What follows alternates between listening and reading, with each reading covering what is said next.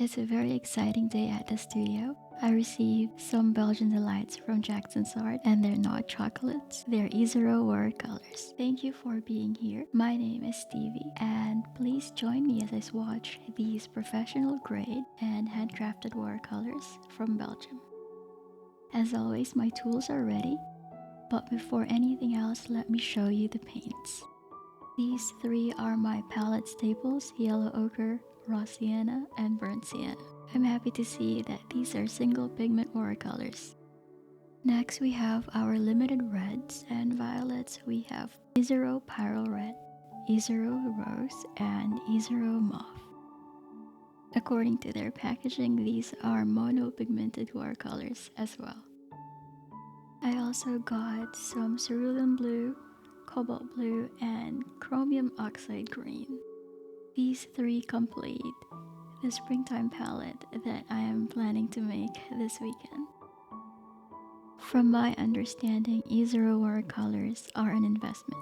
The company uses top quality gum arabic and thoughtfully curated pigments. I figured that this set plus the next three colors that I'll share with you would make a great starting point for Isaro watercolor appreciation. Here we have Eternal Summit, Nordmann Green, and Stardust. These are some of Isaro's signature mixtures, or what we would call convenience colors. Everything is ready, so let's get started. Our first color is yellow ochre. This is a warm yellow that's been a mainstay of palettes for centuries. It has high tinting power, is semi-transparent, and it's also non-granulating. Consistent with high-grade or high-quality yellow ochre, the light fastness rating for Isaro's yellow ochre is excellent. Next we have raw sienna. Made with natural pigment, raw sienna is a classic earthy yellow. I rely on this when I'm painting skies or sand, or for softening any dramatic background. Isaro's raw sienna is semi-transparent. It's also low staining and granulating. Speaking of granulation, it's showing up now, as early as now. We'll see how it looks later. So far, I'm loving the pigment performance. Burnt sienna is next. This is actually my husband's favorite color. It's a traditional palette staple for many landscape painters. Reddish brown in color. When mixed with purples, burnt sienna forms a beautiful range of grays. It effectively combines with other hues without losing intensity or transparency. We'll leave this to dry for now, and then let's welcome Pyrrole Red. To be specific, this is Isaro's Pyrrole Red. It's a luminous and gorgeous red. I would say that it's cooler than Scarlet Red. This fire engine red beauty is transparent, super staining, and non-granulating. The paint disperses quickly. It actually reminds me of Pyrrole's. At the same time, I think it's cleaner than permanent red or cadmium. Our fifth color, Isaro Rose, is welcoming us to the PR122 territory. If you ask me, this is one of the most useful colors on any palette. It disperses evenly and moves from deep darks to clear glowing washes. It works well with blues to create a wide array of mauve colors, or mix it with reds to create cherry reds or raspberry red tones. Isaro Mauve is indispensable on the palette as it enriches mixtures.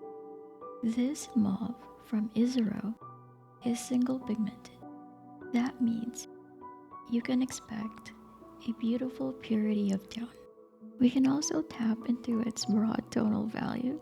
It can be softened with Isaro Pink and intensified with ultramarine blue, for example. Phthalo blue will work great with it too. I will let you in on a secret. I'm still learning to love ceruleum blue. I'm not a big fan of it as a color. Even after many years of illumination, calligraphy, and watercolor painting, I still haven't found the heart for Ceruleum blue. However, Isaro Ceruleum blue is definitely presenting an excellent case for it. It can be both delicate and powerful. It can be intense or subtle based on your requirement. The pigment quality of this paint is delightful to work with. It's a charming light blue color, slightly leaning towards green, I would say. This one is semi-transparent. It's medium staining, and the best part, it is very light fast. It is most suitable for painting skies. Our next color, Cobalt blue, is defined as the bluest blue. Unlike ultramarine, it doesn't lean towards red, and unlike Prussian blue, it doesn't verge on green. Its purity of tone is close to primary blue. It uses PP28 as pigment. It's semi-transparent, medium staining, and granulating. Use it to create or to cast giant reticulating shadows or to build soft edges. While it's most known for painting afternoon skies, this color is also ideal for glazing methods. Because it's mixable and lift ready, Cobalt blue is considered to be an essential part of any watercolor palette. We're down to our last monopigmented watercolor, at least from this set that I put together. This is Chromium Green Oxide, a highly opaque PG-17 pigment-based watercolor. It's an earthy green that's perfect for lush landscapes and a wide array of botanical studies. Typical of oxides, this pigment is very light fast. Isaro's Chromium Green Oxide is non-granulating and super staining. Now let's take a look at Eternal Summit. This is actually for a calligraphy project that I'm planning, and I thought this signature Isaro mixture will be perfect for that. Eternal Summit presents a very soft blue base. It offers a bluish-white profile that will be ideal for painting snow, for example. I'm not sure if you could see it, but it looks so dainty. It uses PW4 and PB36 as pigment. It's semi-transparent and medium staining. Another Isaro signature color is Nordmann Green. It combines PG7 and PV16 to create this semi-opaque beauty that is dark emerald in color. This is an exceptionally beautiful green, and I can visualize this to be useful when painting, say, dramatic seascapes. And now, Stardust. This is perhaps one of Isaro's most popular colors. This is essentially PY42 with some shimmer. Jackson's art refers to it as mica, and Isaro's website refers to it as pearlescent. I got this for a calligraphy project, but it wouldn't hurt to use it for watercolor painting as well. This color, in some ways, reminds me of Fintex champagne gold color, but in a more muted fashion. Stardust is medium staining. It is also semi-transparent and non-granulating. I guess I have to test this further, but I'm seeing some mild flocculation. Alright, after 24 hours, our swatches are ready. As you can see here, the colors speak volumes about Isaro's commitment to quality. The paint's maximum transparency leaves plenty of room for beautiful layering and luminosity. I selected these colors, and I'm convinced that this is a good set for seeing or exploring the possibilities that you can create with these colors. You can definitely form a range of opacity with vivid, pure color that can cover a large surface with minimal paint, as Isaro's watercolors are so highly pigmented.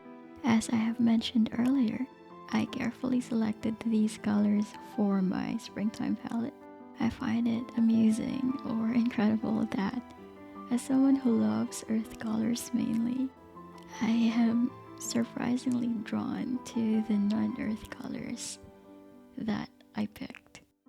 For good measure, I also tested Eternal Summit and Stardust on black watercolor paper.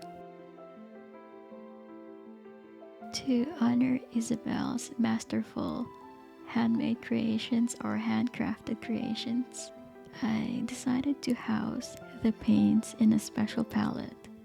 My next video will cover that, so please watch out for it. Links to the products mentioned and featured or shown in this video are listed below. The description box also lists all the brushes that I used. I hope you enjoyed today's video. Thank you so much for watching. I really appreciate your time. Please don't forget to subscribe, and I will see you next time.